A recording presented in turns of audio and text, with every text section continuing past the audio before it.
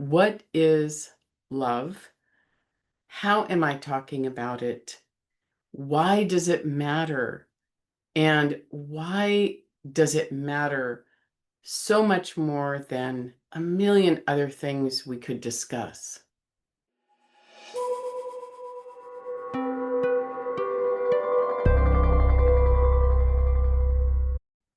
I myself struggled trying to create change, trying to adopt concepts such as forgiveness or compassion or meditation, even.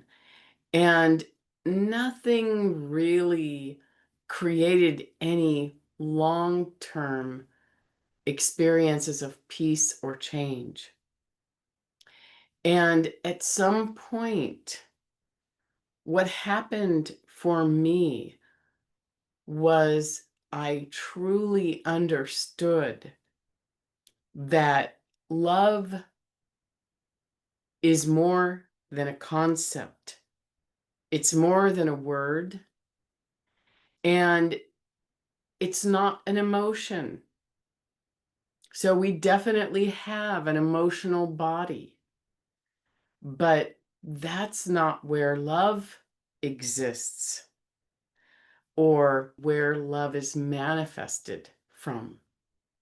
Love is the energy of creation. It's what the world, in fact, the universe, is made up of. Love is something that we can access, we can connect to, we can actually engage with. But it is not something that actively pursues us because it's already there. So imagine that love is like electricity. Electricity exists everywhere. It exists in our bodies. It exists in the world around us.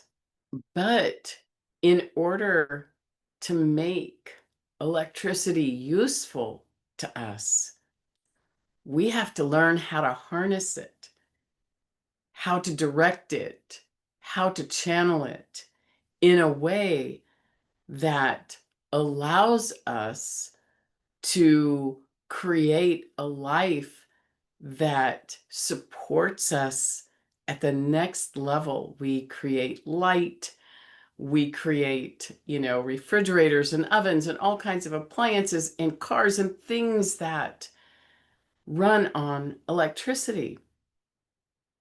That without learning how to grab that electricity and run it in a certain way through a certain channel, that electricity doesn't do anything. Love is like that. It exists. It's here for us.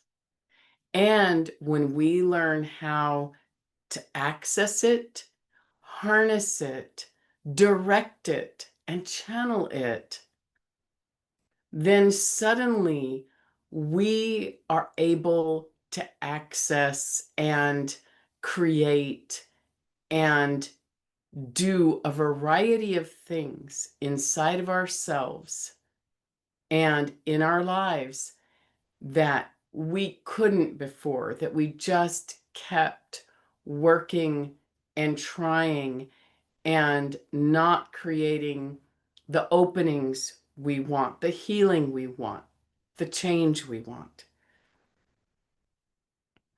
So we're starting at this place where we are saying, hey, we want to access our heart. We want to access love. We don't know exactly what it is yet. We're going to work towards that. And it starts simply because we put our attention on it. We become curious about it.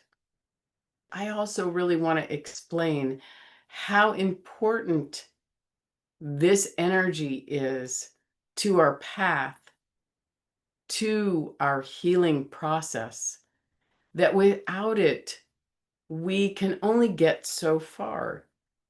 We can shift the pieces of the puzzle around, we can organize better. There's definitely a certain amount of work we can do.